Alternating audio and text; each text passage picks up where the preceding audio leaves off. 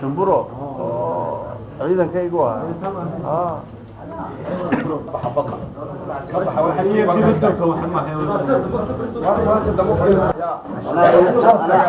afka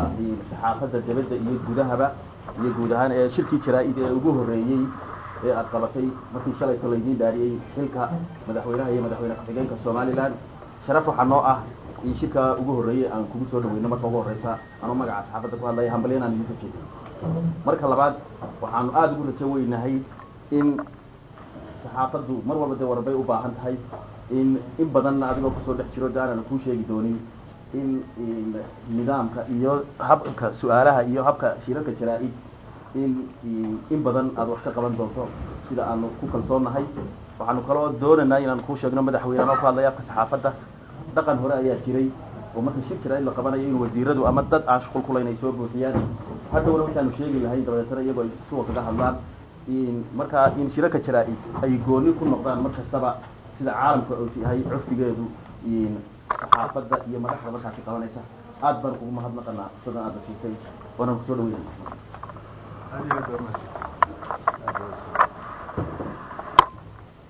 بسم الله الرحمن الرحيم.